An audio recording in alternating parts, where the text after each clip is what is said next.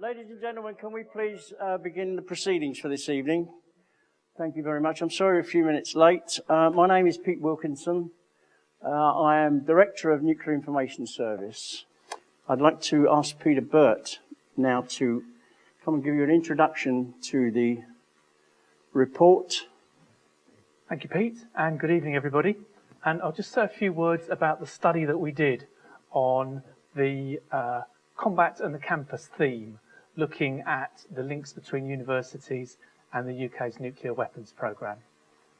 So the report that we published, you should have a summary of it on your desk, and you can download copies of it from our website. I'll give you the link at the end of the presentation.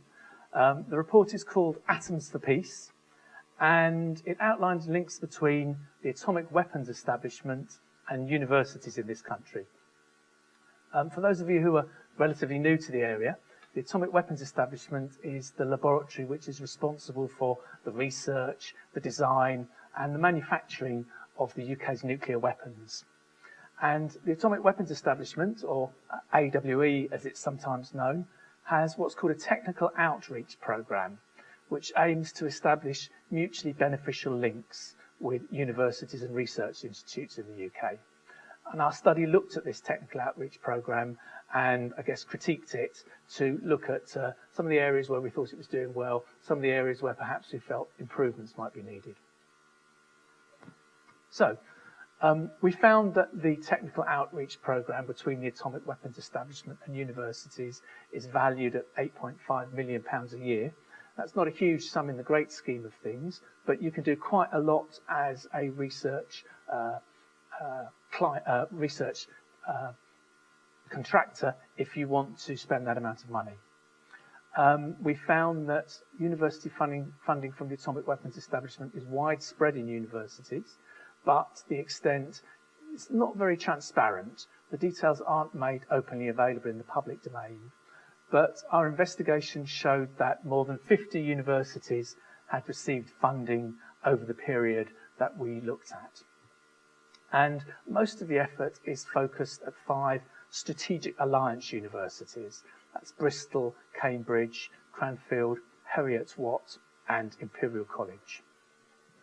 And not surprisingly, the funding is mainly in the area of physics, material science, computing, computer modelling, and manufacturing, as you might expect for an establishment, an institute working in areas focusing particularly on physics and the physical science.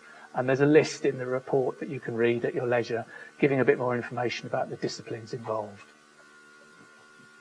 Now, obviously, work on atomic weapons issues, nuclear weapons issues, is a sensitive issue, and there are security issues involved that need to be thought about in this whole area. The good news is that, according to ministers, none of the atomic weapons establishment commissioned research work that is undertaken by universities is security classified. All of the secure stuff takes place behind the fence in AWE itself. And even better news, some of the work which AWE funds in universities is undertaken in fields which have clear applications in nuclear disarmament. So, for example, the atomic weapons establishment sponsors work in areas such as disarmament verification, nuclear detection techniques, nuclear forensics. And much of the work that AWE does through its academic collaboration qualifies as blue skies research, so not aimed at any particular application other than the general furtherment of knowledge. However, there is a but here, and one of the concerns that we identified in the report was that much of the research work that's funded by the atomic weapons establishment in universities, we felt would have the potential to be dual use in nature. So that is the capability to be used for on the one side, benign, peaceful, socially useful purposes, or on the other side, perhaps less useful, more destructive purposes, obviously in contributing to the development of weapons of mass destruction. And at the end of the day, when we stop and think about what's in it for the atomic weapons establishment and their reasons for promoting this programme, we felt that the published aims of the technical outreach programme showed that the collaboration that AWE has with universities is really directly intended to allow AWE to maintain its capability as the UK's centre of expertise for military nuclear science. And AWE said as much to us in a letter they wrote to us about the study. The quote is there on the screen. In short, the UK has a clear policy on maintaining a nuclear deterrent. AWE's technical outreach programme supports this. So AWE does the work in universities because it feels it will help it further its mission as the site where the UK's nuclear weapons are made. Other benefits to AWE. Academic collaboration also allows the establishment to help keep its staff happy, enhance their professional aspirations and keep them on side. It allows them to attract scientists and engineers to work at AWE. It also allows them to have access to research facilities and expertise from outside AWE. It helps them keep ahead of the field in maintaining their awareness and knowing what's going on in the scientific field. And importantly, it also helps AWE improve its perceptions within the scientific community as, a reputable, high-quality scientific institution. One of the things that we investigated as part of the report was how ethical guidelines might help in steering this type of research work. Ethical guidelines have become increasingly important in research and teaching activities in the science and engineering and medicine technology sector. And we felt that they're important in guiding research where there are security or military issues. And in the report, we present a set of model guidelines which we felt might be used to manage research work which is funded by the atomic weapons establishments and help address ethical issues. And there's an insert in the summary on your desk which tells you more about them and gives you those guidelines. Ethical approaches are something that are personal, and the ethical views that everyone takes will depend on their own values. So we thought it was important to set out our own ethical approach in this study. We took the view that at the end of the day, individual researchers are responsible for their ethical decisions, but they do need help from universities to steer through a tricky and sometimes technical area. And the ethical perspective which we've adopted in the study is based around upholding the key international treaties which control weapons of mass destruction. They're all outlined in the final report, and the UK has signed up to those treaties, so we think it's fair that universities obviously follow suit. And the key question in undertaking a research project, we felt, was, will the research contribute to the objectives of these international treaties, agreements, or could it undermine them? So, we put together some recommendations in the report. We felt that AWE should accept a set of ethical guidelines to manage the relationships under its technical outreach programme. We felt that universities need to adopt ethical guidelines which cover research and development in the physical sciences and similar areas where there are potential dual-use applications. We felt that to help researchers, universities need to increase the quality of training in ethical awareness for students and researchers. And we felt on the AWE side that the organisation should publish an annual report outlining the programmes it's funded in universities, and also commission an independent audit of the impact of its funding on research output and training in the universities where it's working. And finally, this is what we're asking universities to do as a result of our study, a 3-point ask. We're asking them to review their ethical assessment processes to ensure that they're suitable for screening proposals for research which may have dual use potential and which might potentially contribute to the development of weapons of mass destruction. We're asking them to ensure that all proposals for collaboration with the atomic weapons establishment are reviewed through these ethical processes. And we feel that the university should rule out proceeding with any potential research proposal which might meet the university's ethical standards. And tomorrow we'll be sending a copy of our report to all of the universities in this country with that request. So, thank you very much. If you'd like to read the full report, you can download it on the internet from that website. Actually, that's not quite right, is it? It should say AWE Science at the end. and the proper link is actually on the back of the summary report that you've got. But thank you very much, and I hope that will provoke some thinking, and please do chip in with questions, comments, and your thoughts in the discussion later on. Thank you. We have a very distinguished panel of speakers this evening, and I'd like to thank them all for spending their very valuable time coming to speak to us. As I say, they will speak for 10 minutes, and then they'll be followed by a Q&A session. And I'm delighted, firstly, to introduce Jonathan Porritt. Jonathan is founder director of Forum for the Future and an eminent writer, broadcaster, and commentator on sustainable development. In addition, he is co-founder of the Prince of Wales Business and Sustainability Programme, which runs seminars for senior executives around the world. He was formerly director of Friends of the Earth and co-chair of the Green Party from 1980 to 83, of which he is still a member, and stood down as chairman of the UK Sustainable Development Commission in July 2009, after 9 years providing high-level advice to government ministers. Jonathan was installed as the Chancellor of Keele University in February 2012. He is also visiting professor at Loughborough University. We're also delighted to welcome Christopher Watson. Christopher has spent a lifetime working in the nuclear world, initially as an academic at Merton College, Oxford, working on controlled fusion research, then with the United Kingdom Atomic Energy Authority at Culham and also at Harwell. More recently, he has worked on the management of UK assistance to Russia in tackling the nuclear legacy of the Cold War, including the decommissioning of their nuclear submarines and creating useful civilian work for former nuclear weapons scientists. During that career, he has had extensive contact with those working on both the peaceful and military applications of nuclear science and technology. During 2012, he participated in a peer review of the work being done at AWE on the technical problems involved in verifying the dismantlement of nuclear weapons as required in a number of disarmament agreements. He is currently chair of British Pugwash, an organisation devoted, like Nuclear Information Services and MEDACT, to the promotion of informed and responsible discussion of problems on the boundary between academic science and international affairs.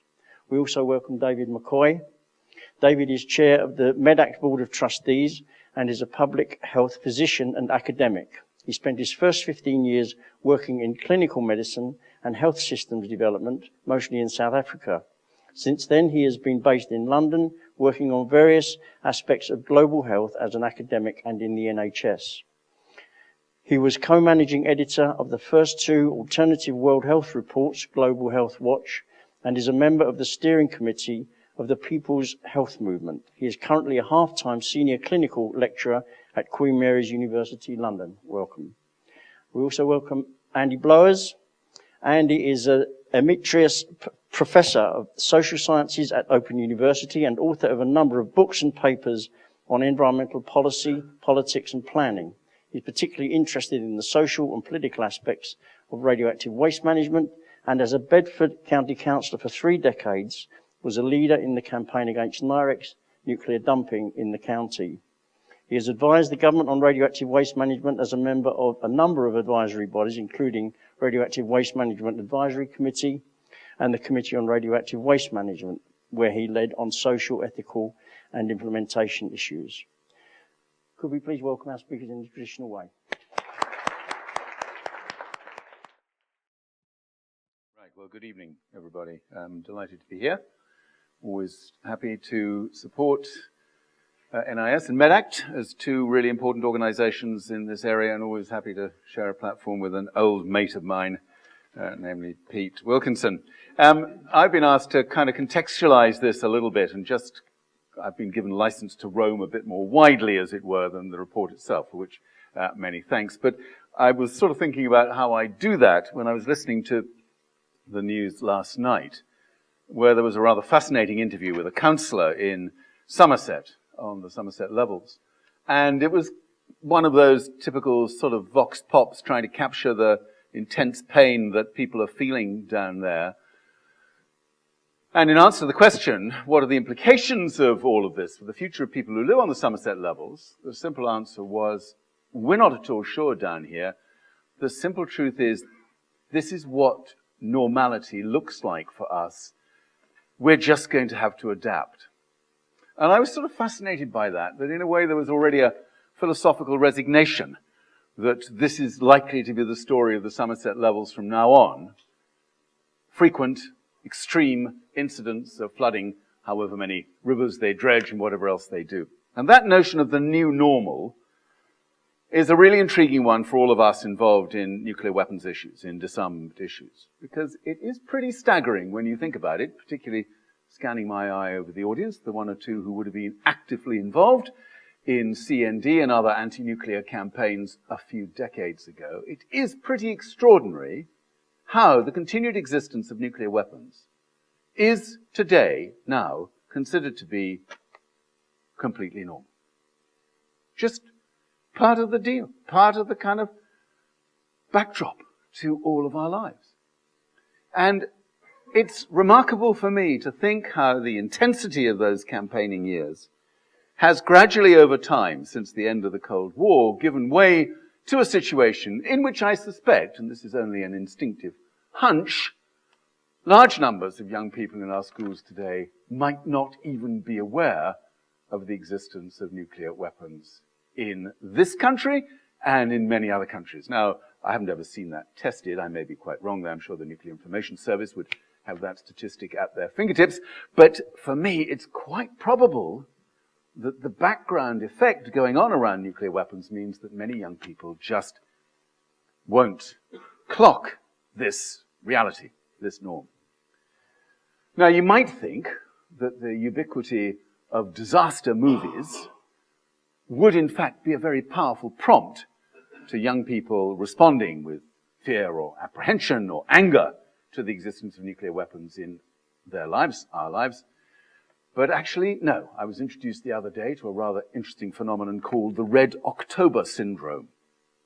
And the Red October syndrome, which is apparently a recognizable behavior response to watching a surfeit of disaster films in the kind of mode of The Hunt for Red October and Mission Impossible. The Red October syndrome means that people don't respond to these films by saying, oh my God, this is so scary, I'm going to have to get up and do something about it. I must find which organization is campaigning against the possibility of nuclear weapons devastating our lives as we know them today. In fact, what it does is to induce a behavior which says, yeah, that's amazing. Every single one of these films, it gets sorted out at the last moment by some phenomenal, freedom-loving superhero who knows precisely which bloody wire to cut or whatever moment to do the thing that disarms the nuclear weapon that is about to blow us all into smithereens. So far from inducing a sense of fear and from fear going to the need for action, Red October syndrome induces a sense of, okay, so there are also these things hanging around. What's the big deal?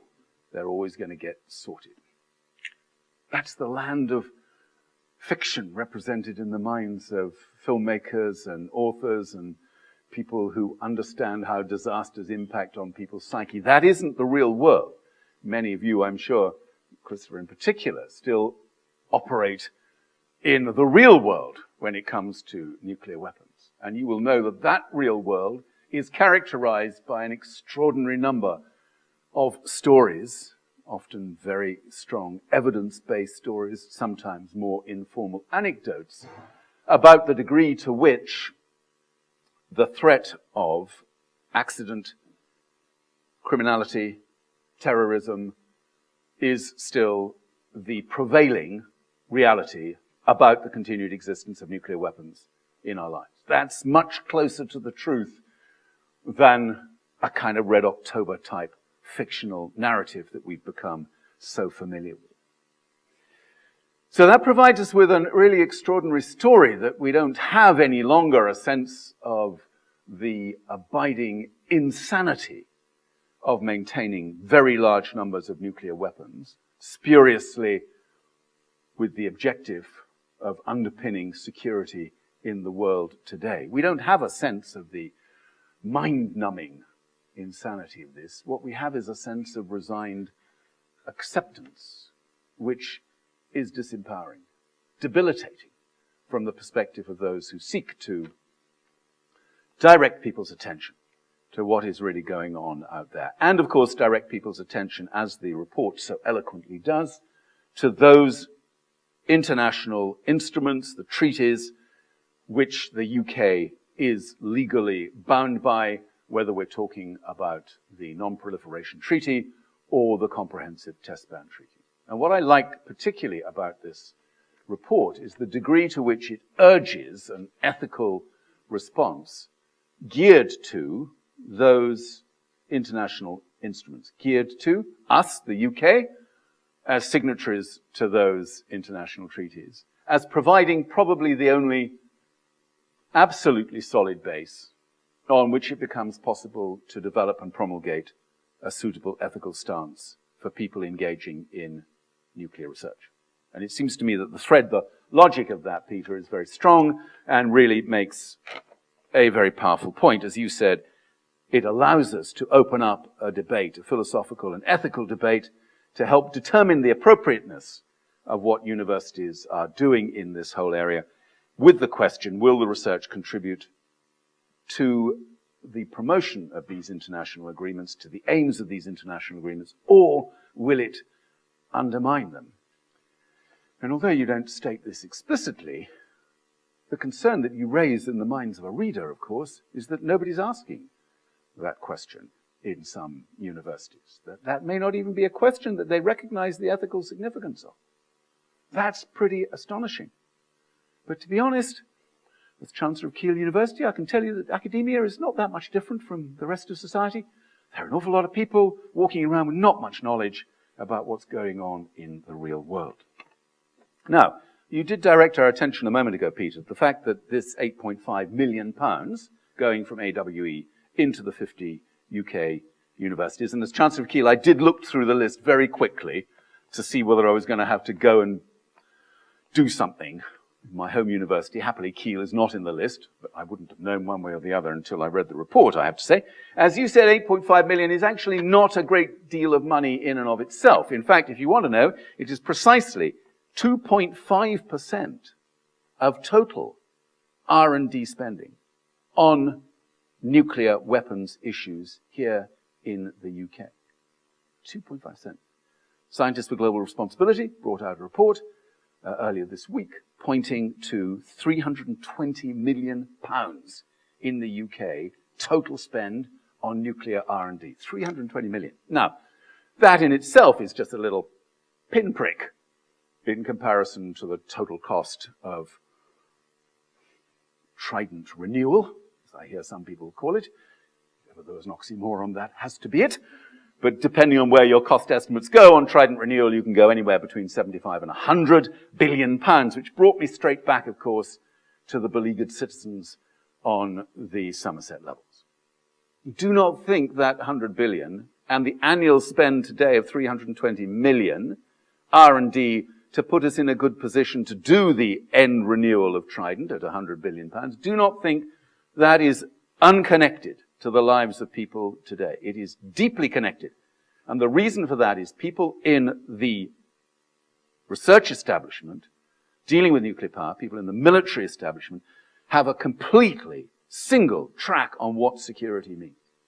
And very large numbers of those people, I'm happy to say not all of them now, and you must get as much of a buzz of happiness as I do every time I hear a senior military figure stand up and say, it's probably time to question whether or not our continued reliance on and desire to continue to rely on nuclear weapons actually serves the security objectives of this country. It's brilliant when you hear that small cadre of senior military people stand up and speak the bloody obvious truth about nuclear weapons. Just to remind you, the Nuclear Education Trust came out again with a new report the other day, summing this all up extremely simply. Nuclear weapons are irrelevant to any existing or foreseeable threats posed by foreign states to the security of UK citizens. For universities, they need to get a better handle on that kind of context so they can ask themselves and then monitor compliance with the ethical questions that the report asks of us. Thank you.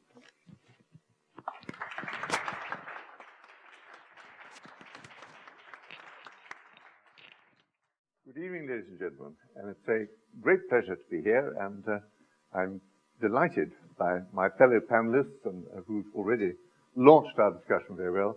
I will try to be brief. The arrows, no,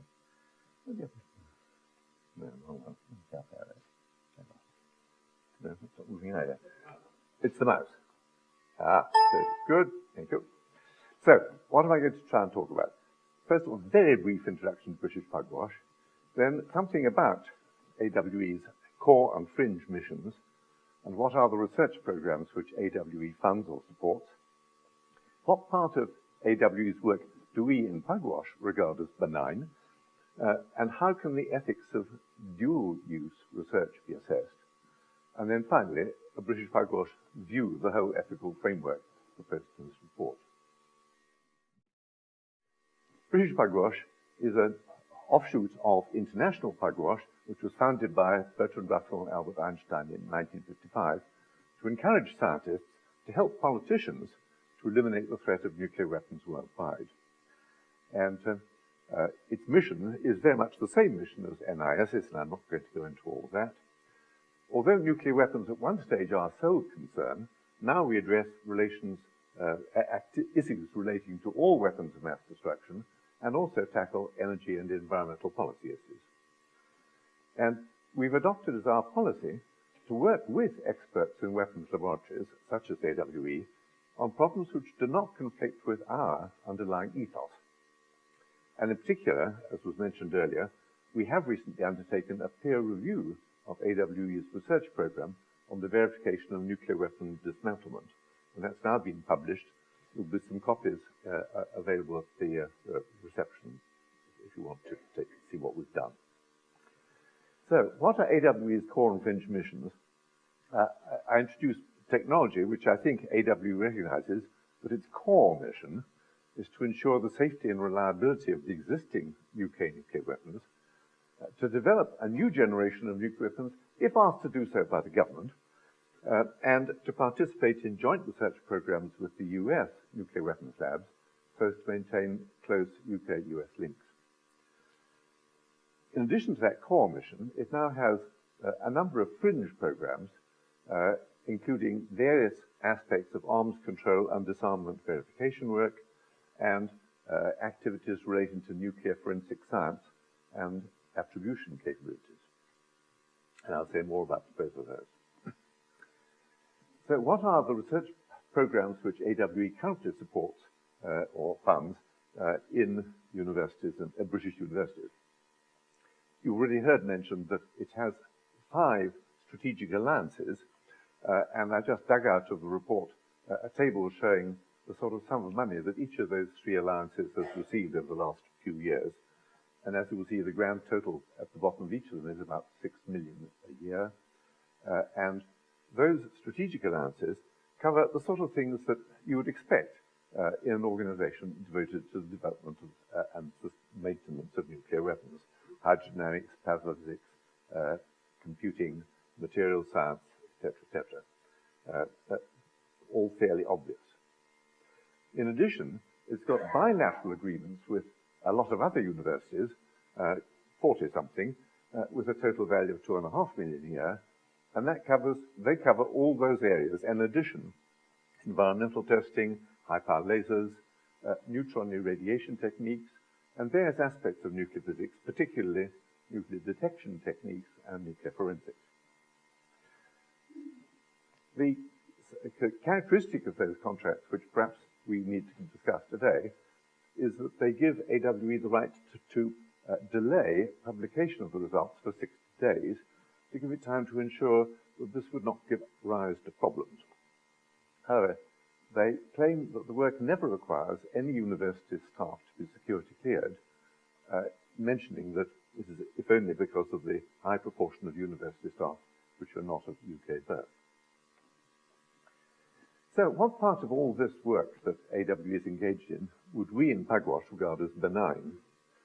And first of all, most of the non-core areas, what are called the fringe areas, we would regard as benign.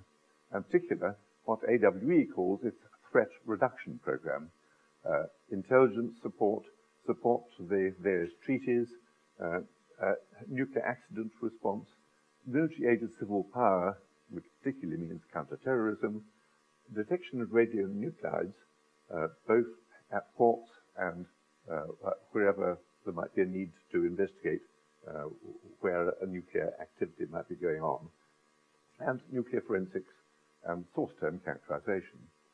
And we've been discussing all those areas with them, and we certainly regard those as perfectly adequately benign. Now let's go to the, within those headings, let me just mention a few specific topics that have been going on in recent years. In the area of arms control and verification, managing of access to sensitive sites, such as AWE, from international inspectors. Under our international legislation and agreements, there are lots of things that inspectors are expected to be able to inspect. So how do you tactfully conceal what they're not supposed to see without wasting enormous resources? Then, in the context of verification of nuclear weapons dismantlement, how do you detect the presence of a nuclear warhead inside a box without obtaining classified information about the weapon design, which you are not allowed to do under the Non-Proliferation Treaty? Radionuclide detection, and that's for detecting fissile material that goes astray, which gets into the wrong hands and might be introduced into the country, and so on. Nuclear forensics et al. First of all, how would you characterize a dirty bomb attack? What happens if you attach a small explosive charge to a sealed radioactive source? How do you discover where nuclear poisons that have been encountered, as in the tragic Litvinenko case, can actually come from? How would you identify the source of the materials used in a nuclear weapon explosion, be it in a test undertaken somewhere in the world, or worse still, on UK soil?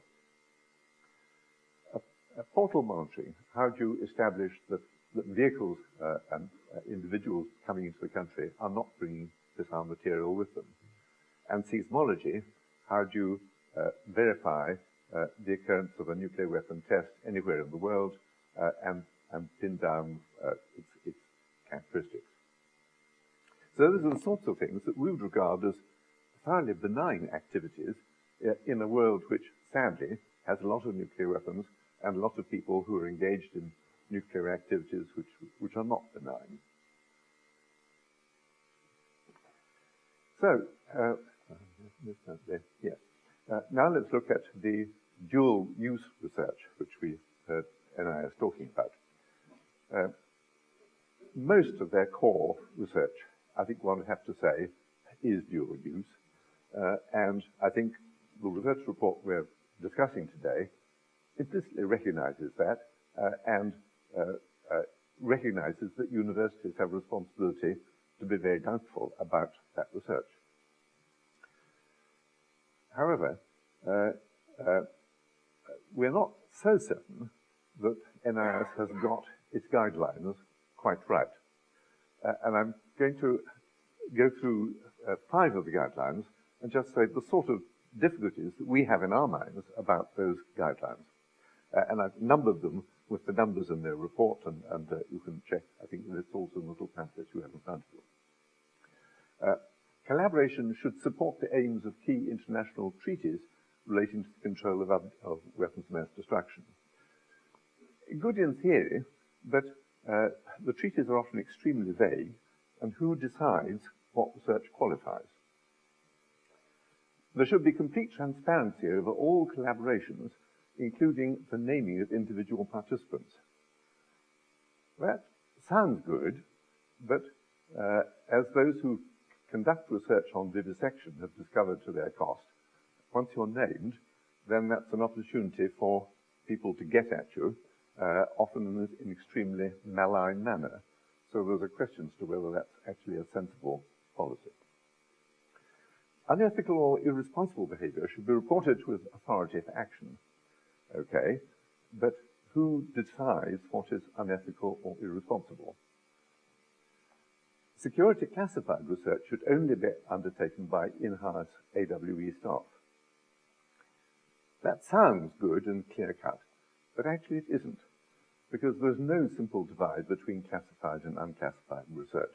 There's a whole spectrum of degrees of classification from sensitive to top secret nuclear and everything in between. So you have to decide where the ethical line is going to be drawn in relation to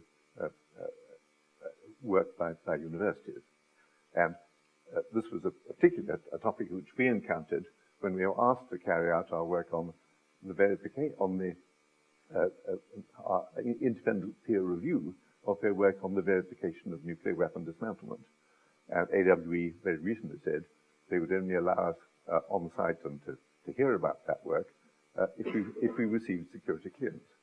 And British Bugwash decided we would accept that, and our team was so clear. University ethics committees should evaluate proposed research and advise on whether they're in the public interest. We have serious doubts about the concept of university ethics committees. They're suspect partly because of the likely membership of such committees and their conflict of interest because they represent the management of universities who desperately need funding.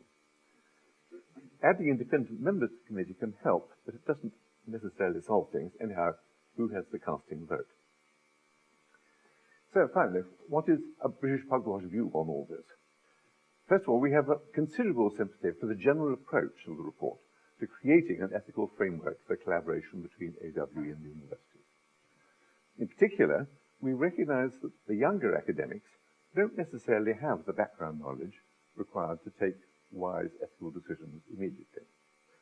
However, we don't think that ethical committees are a complete solution, and as I've mentioned, we think that individuals supported by their universities should take personal responsibility for educating themselves on the ethical landscape and consulting both their peers and the older generation. And part of the point of that is that particularly the younger generation should sample a wide range of ethical opinions before they make up their own minds. So, we think there needs to be a balance between the promptings of individual conscience and the recommendations of well-meaning committees. We doubt whether there should be a blanket prohibition on universities carrying out work that requires access to some classified information. However, in this context, we think the UK could usefully learn from the example of the JASON program in the US, which has addressed precisely this issue, we think rather sensibly. So, we probably would agree with the view underlying the report that for those who are not directly employed by AWE, the best maxim, as Chaucer, Erasmus, or Shakespeare would put it, that he who sups with the devil should carry a long spoon. Where perhaps we differ is over just how long the spoon needs to be.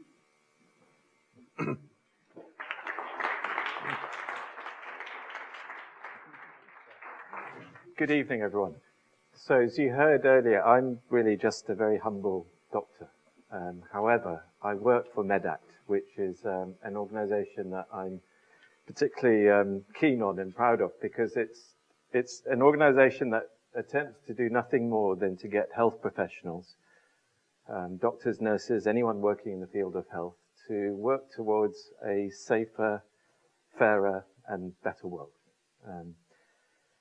And with that in mind, I would like to really reflect on this report and try and look at it a little bit more broadly. I was particularly interested both in terms of AWE's funding of research in universities, but at the end of the report, there are a couple of short essays that contextualize this within the wider picture of military spending on research as a whole, and also corporate funding of universities, and the growing capture of science by a range of different actors and sectors, raising questions about the independence of science and research, and the ability of money to steer research into particular directions. Jonathan mentioned Scientists for Global Responsibility. So anyone who's not familiar with that organization, I would encourage you to look on their website, because they have produced a number of really important and interesting reports that have attempted to map out this broader picture of funding of research in UK universities. And looking at the trend over the last 20, 30 years, which has seen a growing reliance and a growing influence of corporate sources of funding and how that is shaping research. And this is a problem that is especially prominent in my field as a doctor.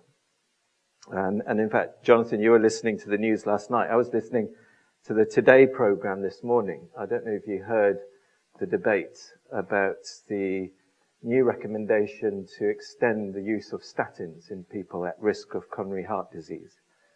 And what you had was a man from the National Institute of Clinical Excellence, a body set up to evaluate clinical research, recommending the expansion of the use of statins, debating a cardiologist who was saying, no, we shouldn't do this. This is going to cause more harm than good. Now, I've actually been trained to evaluate clinical evidence. So even for myself, listening to that debate, I was left a bit confused. Who do I believe? The man in charge of NICE or the cardiologist? I will give you my personal opinion if you want it, but the point I want to make is that it is particularly difficult to know what to think and what to believe, because the entire field of pharmaceutical research and development is simply not clean. It is tainted by a whole range of conflicts of interest, by corruption of science, by money, and by a whole range of problems, not just related to research itself, but also to the dissemination of research, the capture of medical journals, again by pharmaceutical companies. So there are real problems here when science becomes tainted and captured. And it's not just about the corruption of science itself and the loss of trust and the inability to actually work out what is true and what isn't true. There's a whole number of other problems related to the commercialization and capture of science. Again, just looking at the pharmaceutical sector, one effect is that research is not needs-based. So there's an oft-quoted statistic about research and development in health. The 10-90 equation. 90% of pharmaceutical research and development is dedicated to 10% of the global burden of disease. So we have a complete distortion of priorities driven by commercial imperatives as opposed to needs-based priorities. It's also inefficient. It's hopelessly unproductive. 70% of pharmaceutical spending isn't spent on research, but it's actually spent on lawyers, advertising, and political lobbying. Vast amounts of money is wasted, diverted away from research and development. And we also know that proprietary-based research that is based on private ownership of scientific outputs, is not efficient. Again, it creates perverse incentives that stop people from sharing knowledge, and that prevents the advancement of science. And you know, a good natural experiment of this was with the Human Genome Project, which was a publicly driven research project involving collaboration and cooperation of scientists from all across the world, which was able to map out the human genome at a far more efficient rate than the commercial companies that were trying to do the same thing, but with the incentive of commoditizing and privatizing that new knowledge. And all these things that apply to the medical sector and the pharmaceutical sector seem to possibly apply in the sector of engineering, that interfaces with the kind of research that AWE is funding. I was particularly surprised. The one thing that surprised me most of all from this report was the finding that AWE has been partially privatized, and that the consortium of organizations that now partly run AWE include Serco and Lockheed Martin. And that was something I wasn't aware of at all. So how are those conflicts of interest being managed, if at all? I think this speaks to a bigger issue about the balance between public interest actors and corporate actors, the balance between science and commerce. And we're going to have to think hard about how power is wielded, not just in the political sphere, but in the academic and scientific sphere. Because I feel that over the last 20 or 30 years, we've seen a growing capture of science, academia, universities, that has become quite dangerous. So how do we address this? I fully support the recommendation around ethics. Ethical principles are clearly important. Ethical frameworks are important. They need to be driven both by committees and structures, but they also need to be driven by individuals acting on their own conscience. So I support that. I support the recommendation around transparency. I think there should be transparency about who is funding what research in which university, and that should be in the public domain. I also think that all academics, researchers, scientists should be declaring their interests. There should be a register where they are expected to declare their individual interests. I think we shouldn't have commercial actors sitting on research councils. Why are the major research councils in this body involve and provide so much opportunity and influence to commercial corporate actors? I think it's not enough for them to declare a conflict of interest. I think there should be no conflict of interest in the way in which research funding is allocated, the way in which research priorities are set in this country. But the fourth thing is that all of this needs to be thought of in the wider social context. Jonathan talks about the new normal. Well, part of the new normal is this acceptance of neoliberalism as being normal. The acceptance that social aims and cultural values can and should be subjugated to the market. That ethical principles are subjugated to the market. The acceptance of corporate actors in decision-making, in politics, in priority setting. This is all part of the new normal. And that's something that we need to change.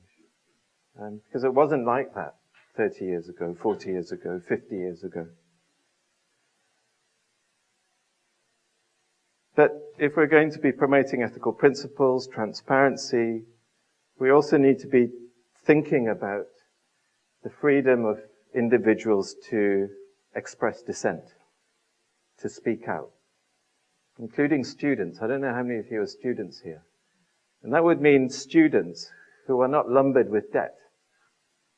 Because one of the best ways of muzzling dissent and muzzling opposition, or stopping people from speaking out when they should speak out, is debt. Students and professionals who are too scared to speak out for fear of losing their jobs. So we need to be thinking about the social context as well, and how we can enable people to challenge authority and to be dissentful when it's required. So in MedAct, one of the straplines that we have is that we feel that economics is too important to be left in the hands of economists. Politics is too important to be left in the hands of politicians. Perhaps we need to be thinking about engineering and nanotechnology. It's too important to be left in the hands of engineers and nanotechnologists. And I'm not saying this because I think that health professionals have got some special ability or power. I'm saying this because I think most of the challenges that are inherent in the report that has been produced are social, ethical, moral, political challenges. They're not technical or professional. So MedAct is here designed to try and encourage the wider health community to engage with those social and political challenges that we face. And I'm really delighted that we've been able to work with NIS, and I hope that MedAct as a group of health professionals through this report can develop and strengthen links with engineers and scientists working in other fields in order to address some of the problems raised both in this report, but also some of the questions and issues raised by scientists with global responsibility as well. Thank you very much.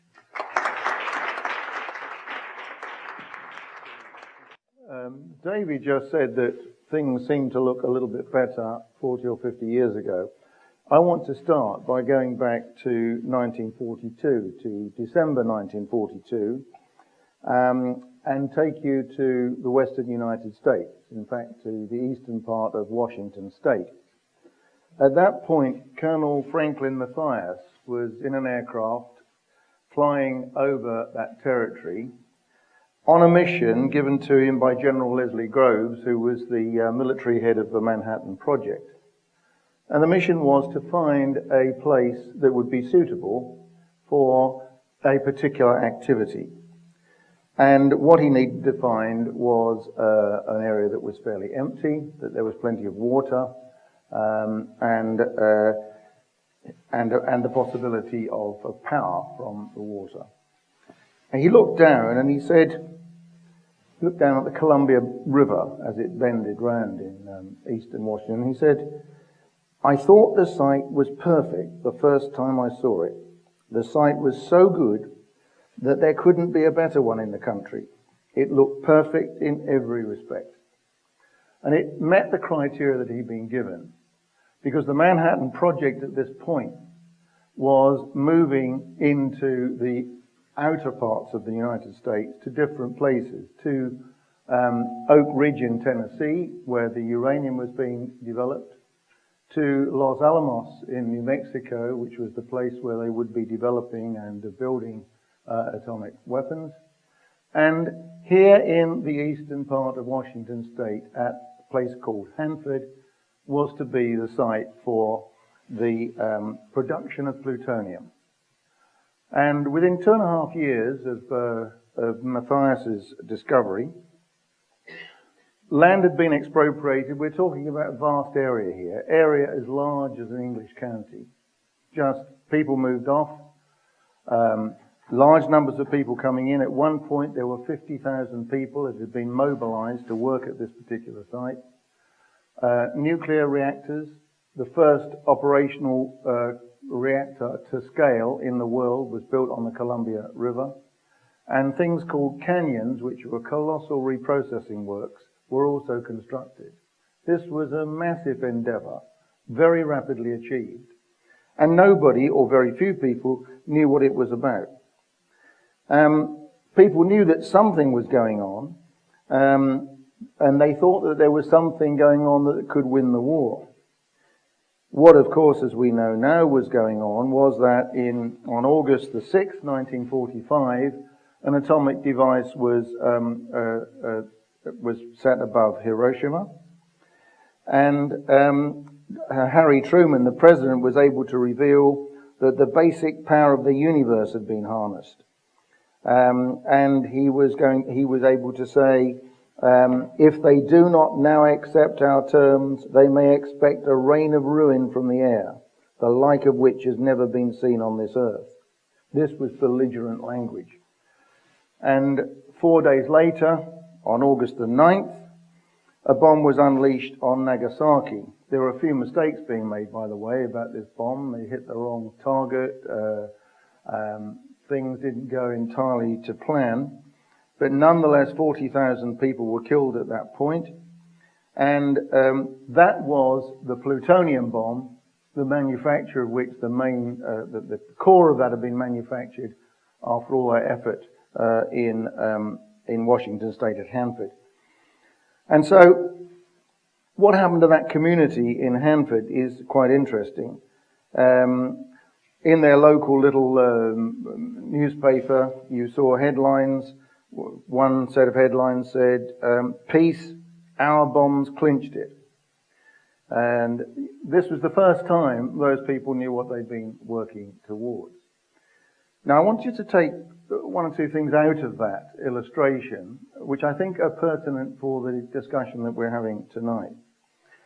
One is, it was about science, the invention of this destructive force that was conceived by the Manhattan Project and perfected by scientists and then implemented at those 3 sites in the United States. The second was the issue of secrecy. This was a very tightly knit group of people from government, from science, and from the military.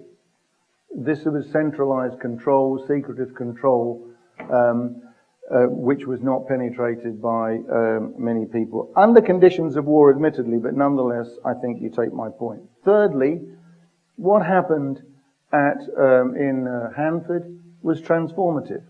It transformed not only that area. If you go to it today, there's a colossal reservation, 150,000 people in the cities there. It is a big complex, as were the others.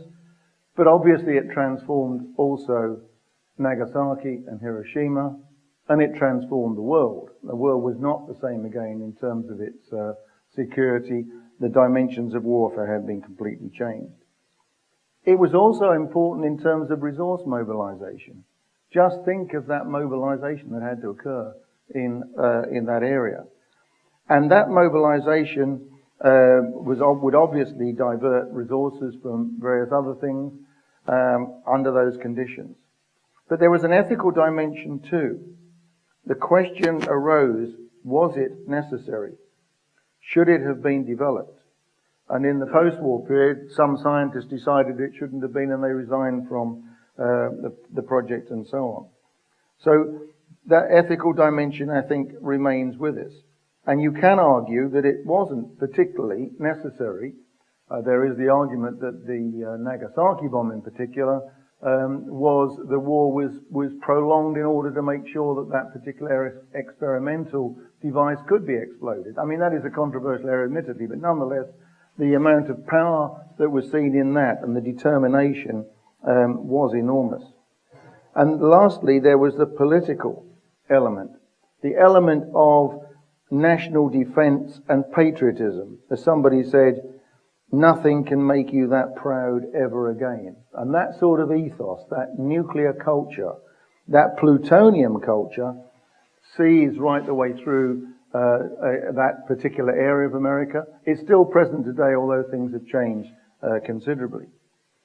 And Hanford remained at the heart of the Cold War, the arms race and so on that followed, and all that complex lexicography of warfare that some of you in this room, and I took the point earlier that there's a generation, I think, that Jonathan was saying, that you are almost blissfully unaware of all this. But if you go back 3 or 4 decades, there was all the talk about mutually assured destruction, first strike weapons, tactical weapons, whether the target should be military or whether you should obliterate cities and so on. And we're beginning to lose our consciousness of that. Those weapons are still there. Those things can still happen. But that lexicon has kind of disappeared. And what this was all about during that surge after the war was the perfection of systems of destruction, ever more elaborate. And the point about them was that they could never be used. And this is almost the ludicrous nature of nuclear weapons, that they're something that's enormously expensive, but you can't use them. And so, within this whole discourse, the other point I want to mention in particular is the link between the military and the civil. Because coming out of that period after the war, you had civil nuclear energy, which was the idea of swords into plowshares. This was the soft, the acceptable, the benign aspect of the nuclear project. But nonetheless, we have to remember that civil nuclear is also very high risk. It too requires massive investment costs, and there are opportunity costs in that because what you put into that is being diverted from other things. There are limited resources. It has long-term impacts, intergenerational impacts in particular, and nuclear energy by its very nature is not democratic, it is not participative. It requires a state, industry, and nowadays private sector nexus in order for its development. And the more you have, the more the dangers of diversion and proliferation occur. And the point about civil nuclear energy is roughly, it has a parallel with the military in the sense that it is not ultimately necessary. I mean, the arguments about do we need nuclear energy, it seems to me ultimately we don't and we shouldn't. It's both an ethical and a practical issue. And it's also the same with nuclear weapons. And so, if I can just bring ourselves up to the present time, we had at the end of the 90s, at the end of the 80s, the end of the Cold War. And there was a period then when there was a retreat, both from the militarization of nuclear, when those international treaties were being put through. If you went to Hanford at that time, there was the change from a community dedicated to the building of or manufacture of plutonium for weapons. It then became irrelevant. All of those reactors were shut down. The reprocessing facilities were shut down. There is now virtually no activity on the Hanford site, no productive activity for war purposes. And that site is now a colossal cleanup site. The whole mission is about cleanup because in that surge to produce the mess that's been created there, we know about Sellafield in this country, Hanford is a desperately contaminated area with huge numbers of tanks into which radioactive sludge was dumped, and to some extent that has been leaking, and there's a worry about the Columbia River and so on. It's a massive, massive, long-term clean-up project. So that has changed. But we have a period when there has been a bit more in the civil nuclear sector, a bit more deliberation, a bit more openness, in which the issues of society and science have been brought together. Because one of the dangers is that scientists kind of live in their own almost closed-off world, and this has been said several times tonight. And really, science is not neutral. Science does have to recognize it's part of society, and there are ethical issues about the applications of science and what purposes it is to be put to. So my final point really is about security. There has been a detectable shift, I think, back in these days towards the securitization, if I can put it that way, of our society. We're told that we have to have nuclear energy because if we don't, the lights will go out. We shall have to import energy, and the world will be ruined because we won't be able to solve climate change. All of those things seem to me to be myths, but they're part of the propaganda, and they're driven by science as much as anything else, and that needs to be recognized. And it is the same also with the nuclear military side. We've got a situation really where there are choices, and the choice in terms of the military is you either on the one hand say give up the bomb, or that if you don't give up the bomb we'll be defenseless. I mean that's the fundamental argument between the two sides. And the same with nuclear industry, with nuclear energy, as I've said. If you keep it, then you'll solve all these problems. If you don't, there is going to be disaster. But I think the argument rests, for me anyway, that we need neither. And if we keep both, we prejudice our security more than if we get rid of both, for both the civil and the nuclear deterrent. So science is not neutral. It is infected by values. Its direction is very often political. The choice of scientific agendas, where you deploy your resources and so on. It is intimately connected, as David has said, with the issues of power, and it can be deployed for destructive and not humanitarian purposes. Or it can be deployed for sustainability, for cleanup, for greater security and democracy, which I think are the desirable things. And I'm very pleased to support the publication of the report.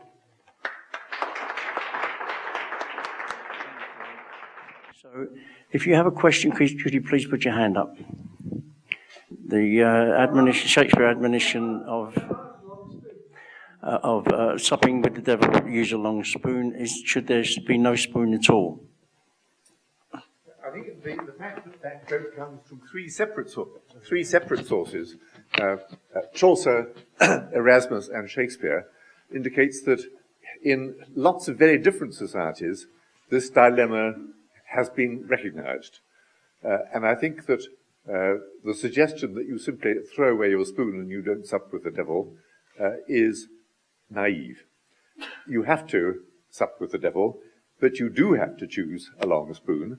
And since you can't expect the devil to provide it, you have to bring your spoon with you. The question is that a lot of the research was strongly blue sky orientated. And does anyone have a response to that?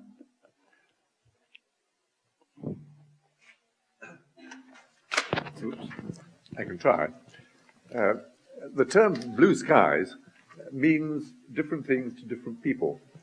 For some people, blue skies means that this piece of research is, so far as I can see, of no possible use to anybody. This is the sort of attitude that, for example, Lord Rutherford had to his nuclear research. He thought it was entirely blue sky, and how wrong he was. And I think that's part of the problem with using this in this debate, is to say that you can only judge long after the event whether it was really blue sky or not. The truth is that almost all research can be used for good purposes or bad purposes, and it's a matter of judgment as to what the balance between those two is. Very much. So would the collaboration between France and UK mean that students here are actually contributing to French nuclear weapon systems? Okay, anybody want to answer that? Take it on. Yes, Andy. There's a question lurking here, I think, about academic freedom. The point about research is it's very often, particularly in science, a communal activity. And it's also international. It's without frontiers and so on. And the real difficulty, I think, has been coming through in this report and this evening is the problem of how far does the research enterprise get distorted and pushed in certain directions as a result of particular complexes of power. And where you have something like the nuclear industry, which demands and can get massive resources, it does actually obviously attract a huge amount of scientific attention. And the real problem is, how is that to be deployed? And with the dual use thing and so on, what I find so difficult about that is, I'm very conscious that, research literally is rather like nuclear waste. It just leaks in and leaks out all the time. Actually trying to separate it is extremely difficult. And I don't think one can logically go much further than to recognize that problem and to seriously debate it. The thing that's disappointed me about scientists, and I'm a social scientist, I'm talking about scientists, natural scientists, over the years has been the tendency to believe absolutely in the scientific method, as if it has a certain purity about it. And the lack of recognition that scientists are part of society, that they are part of a world which has values and choices and so on. And if at the very least one can get that to start to be discussed, I think that's quite important in terms of how research develops. And I would say in the area of radioactive waste, the fact that people now recognize it's very much as much a political and social issue as it is a technical and engineering issue is quite liberating in terms of policies which command public support. Because you have to have openness, transparency, and more democracy. And that is very difficult in the area of nuclear weapons. And I think that's one of the problems. And what I think this report is basically saying is, let us recognize this as a problem. We may not be able to solve it. However many, codes of practice you have, you're still going to have the difficulty that research is research, and it can't just come up against a barrier and say, well, we're about to become into nuclear weapons. I think that's very, very difficult to do. I just wanted to mention another form of dual purpose research. You've got publicly funded public research for public benefit, but you've also got publicly funded public research that ends up being commercialized, privatized, and commodified. And again, you see this in the pharmaceutical sector. Large amounts of the basic science required for the production of new medicines and technologies is done through public financing, often delivered by public institutions, but the commercial product is very rapidly and often privatized. And just on the issue of the devil and the spoon, that presupposes you know who the devil is or what the devil is. And I think we need to be thinking less about actors. I don't know, it's not the corporate sector that is the devil or the government is the devil. The problem is the rules, the laws, the systems that enable actors to operate the way they operate. And so I'm not sure what kind of metaphor I need for that. It's about the soup rather than about the spoon. Well, thank you very much, David. So a number of thanks are in order this evening. In a moment, of course, to our speakers. But we also need to thank very many other people who helped us this evening. I'd particularly like to thank John Finney, who played a very important part in getting everything ready at UCL this evening. I'd also like to thank Andrew Burton, who helped a lot in getting this event together. I'd also like to thank everybody who helped from Nuclear Information Service and MedAct in terms of the arrangements and setting everything up today. So thank you for that. And thank you too to Pete for chairing the evening very ably. And thank you very much indeed, Jonathan, Christopher, David, and Andy, for all of your erudite, interesting, wise, and stimulating comments this evening. And we'd like to give you a little thank you as appreciation of your efforts this evening. So if you could join us thanking our guests.